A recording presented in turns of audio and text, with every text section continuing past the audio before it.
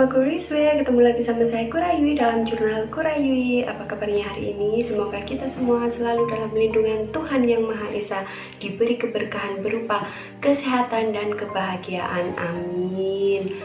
Hari ini saya akan membahas tentang saya sakit GERD, udah berobat kemana-mana tapi kok belum sembuh-sembuh ya.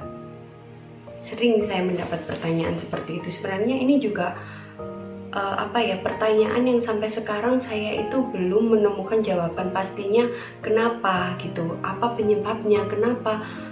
Sering kan ya ada orang tiba curhat gitu biasanya setelah membaca tulisan saya di blog atau di Facebook.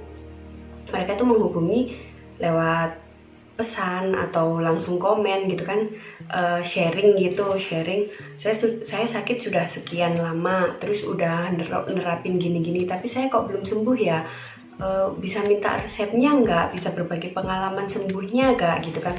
Nah kalau di blog itu sudah saya jelaskan semua yang ada di sini, yang ada di dalam buku ini itu sebenarnya di dalam blog saya ataupun di FB saya udah ada. Jadi sebenarnya tinggal dibaca aja. Informasinya sudah ada di situ. Tapi kadang orang itu, saya sendiri dulu juga gitu ya, mengumpulkan informasi tapi masih pengen curhat sama penulisnya. Kadang saya dulu juga begitu, nggak kadang. Makanya sampai saya akhirnya ketemu sama grup Kim dan Guy itu ya awalnya dari seperti itu, baca blog orang terus penasaran kepingin sharing, dan akhirnya setelah sharing dikasih rujukan untuk gabung grup ini aja, dan akhirnya alhamdulillah ketemu Guy yang membimbing saya hingga bisa membaik seperti sekarang. Nah setelah saya membagikan tulisan itu juga sering saya ngalamin kayak gitu. Jadi ada yang curhat, terus di grup sendiri juga ada sering yang curhat udah sakit sekian bulan, udah sakit sekian tahun, udah minum obat tapi kok belum membaik ya. Itu juga sampai sekarang saya tuh masih ini PR yang belum terselesaikan gitu loh, pertanyaan yang juga ada di benak saya dan saya belum mendapatkan jawaban pastinya. Tapi dari beberapa hasil sharing itu, ini kesimpulan saya sendiri ya, dari beberapa sharing itu, menurut saya ada beberapa penyebab kenapa orang-orang yang senasib dengan saya sama-sama penyakit GERD itu kenapa belum sembuh. Di sini saya akan mencoba membahasnya ya. Bisa jadi itulah penyebabnya, dan nanti mari kita sama-sama introspeksi diri gitu loh, agar bisa jadi renungan buat kita bersama. Jangan-jangan kita nggak kunjung sembuh karena ini gitu. Yang pertama adalah kurangnya disiplin dalam berobat. Jadi rata-rata orang yang curhat ke saya dan dia bilang udah sakit sekian lama tapi belum sembuh-sembuh itu ternyata rata-rata orangnya kurang disiplin dalam berobat. Jadi begini, mereka ke dokter tapi pengobatannya nggak tuntas. Jadi rata-rata seperti itu. Biasanya mereka seminggu minum obat terus udah merasa baikan, nggak balik lagi ke dokternya. Atau kadang ada yang udah merasa baikan beli obat sendiri ke apotek. Jadi istilahnya menjadi dokter untuk diri kita sendiri. Ya nggak apa-apa sih sebenarnya kayak gitu. Misalnya, tapi kalau untuk self healing. Tapi kalau untuk GERD ini menurut saya nggak bisa gitu loh, karena kan yang sakit fisik kita. Ya emang kita berperan ya dengan cara kita makan yang baik, menerapkan pola hidup yang baik, makan yang baik, terus mengatur pola pikir, itu usaha kita. Tapi kalau untuk diagnosis fisik kita, yang bisa mendiagnosis fisik kita ini kayak gimana itu ya dokter gitu loh. Jadi rata-rata kenapa orang-orang yang mengaku nggak sembuh-sembuh itu ya karena seperti itu, main-main dengan obat gitu loh. Sedangkan GERD ini kan kadang-kadang menipu. Nggak jauh-jauh saya sendiri, setelah dulu kan saya sempet terapi omeprazol selama 1 bulan. Setelah itu saya merasa fisik saya tuh udah oke nih saya. Akhirnya pas keluar ke acara K-pop, jajan makanan yang banyak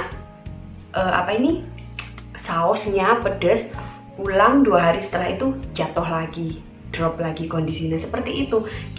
Jadi menipu gitu loh kadang, bukan menipu sih ya, karena GERD ini kan lambung kita itu boleh disebut mah yang udah parah, jadi kan penyembuhannya nggak bisa instan gitu loh. Jadi kalau cuma 1 bulan, apalagi waktu itu dosisnya cuma 1 kali minum ya, ibaratnya luka itu belum sembuh bener udah dilukai lagi. Jadi kenapa waktu itu kayaknya udah membaik ternyata drop lagi ya, seperti itu. Makanya kenapa saya selalu bertanya, udah berapa lama sakit, masih berobat ke dokter, masih pengobatan. Nah seperti itu, soalnya rata-rata yang mengeluh nggak sembuh-sembuh itu kasusnya kebanyakan begitu, berobat ke dokter tapi nggak tuntas, nggak disiplin dalam pengobatannya, seperti itu. Jadinya ya inilah, ayolah coba, emang melelahkan ya, minum obat itu melelahkan. Saya sendiri dulu 6 bulan loh, bayangin 6 bulan.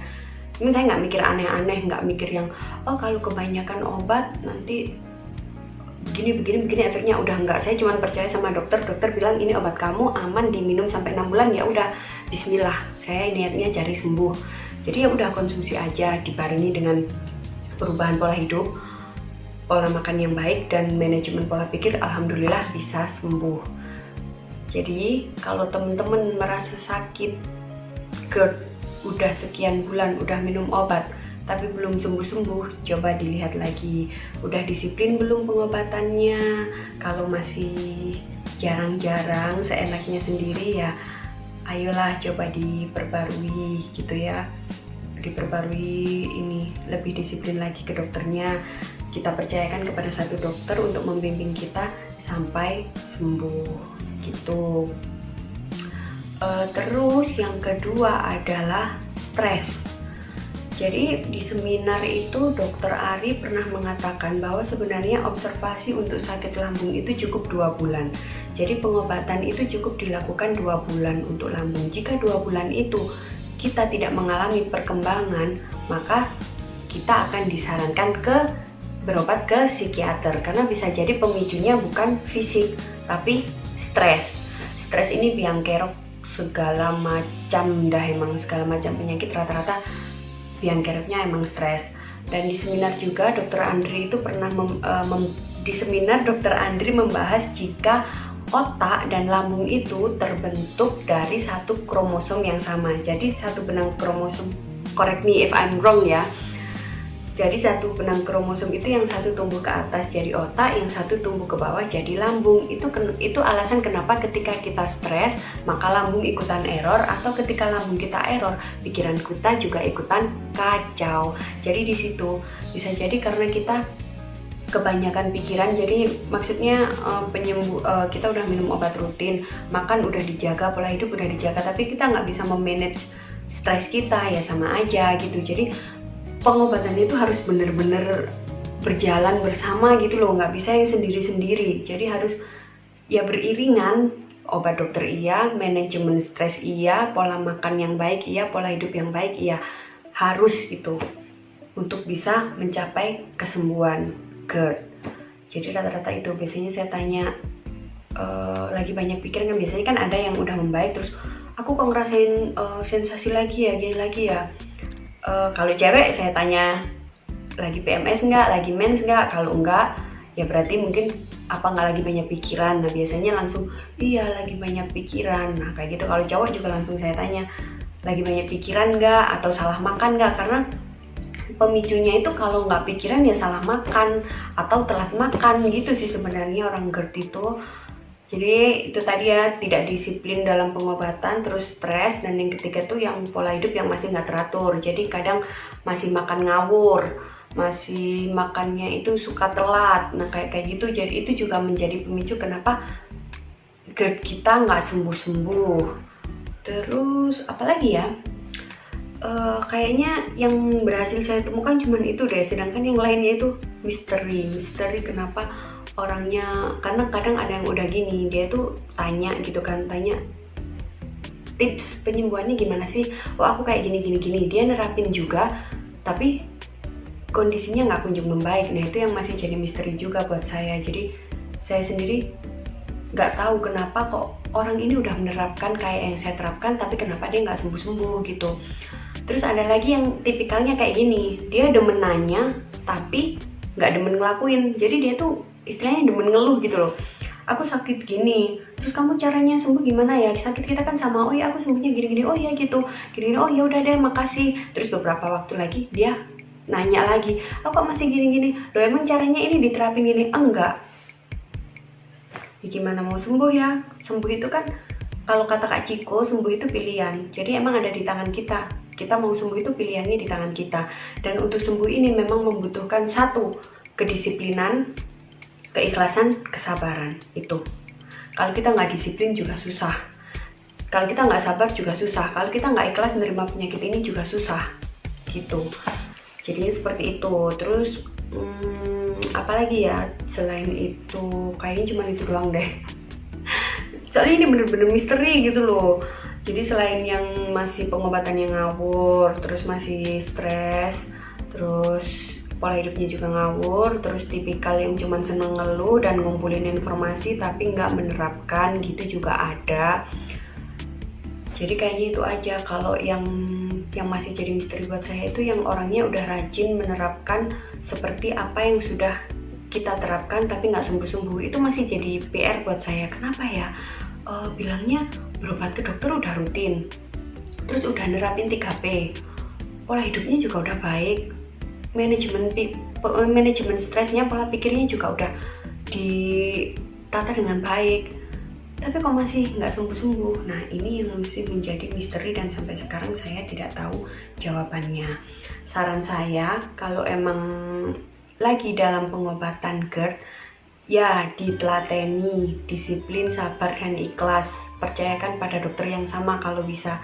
Satu dokter yang menangani itu lebih baik. Stop belanja dokter. Soalnya kalau belanja dokter, nanti Anda berobat ke dokter ini sudah separuh jalan merasa, aku nggak cocok, pindah lagi. Nah ini nanti pindah lagi nih mulai dari awal lagi. Soalnya metode satu dokter dengan lain itu jarang yang sama.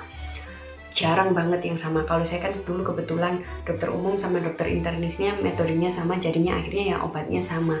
Tapi jarang banget yang kayak gitu. Jadi lebih baik percayakan pada satu dokter saja. Terus manajemen stres itu harus benar-benar diatur. Pola pikir ini memang paling nggak gampang mengatur pola pikir. Saya sendiri juga masalahnya dulu yang lumayan membebani ketika proses penyembuhan adalah pengaturan pola pikir. Manajemen stresnya itu yang agak susah. Terus kalau kita udah usaha keras, ya tinggal berdoa sama pasrah sama Tuhan, gitu aja.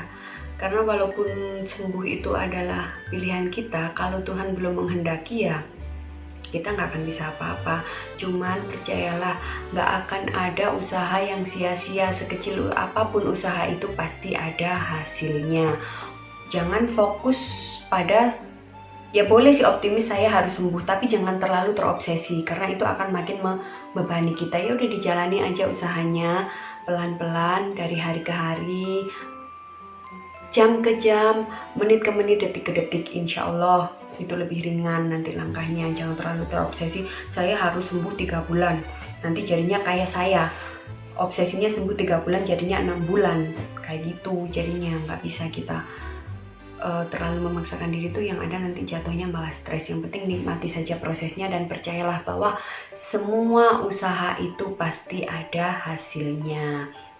Jadi buat teman-teman yang sekiranya sudah berjuang keras melawan GERD tapi seolah nggak ada hasilnya, mari kita bercermin diri lagi. Kenapa nih? Apa saya kurang bener minum obatnya ya? Apa saya seenaknya ya dalam berobat?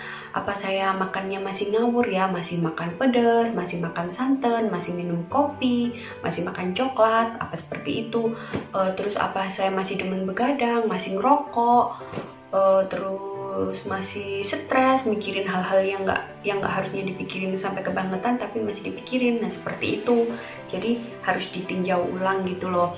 Nah kalau misalnya 2 bulan berobat ke dokter dokter internis lah ya misalnya, tapi nggak ada hasil, ya mencoba ke psikiater nggak ada salahnya. Oke, sekian sharing dari saya, semoga bermanfaat. Mohon maaf jika ada salah kata. Gue mau matur thank you, sampai ketemu di video berikutnya. Bye bye.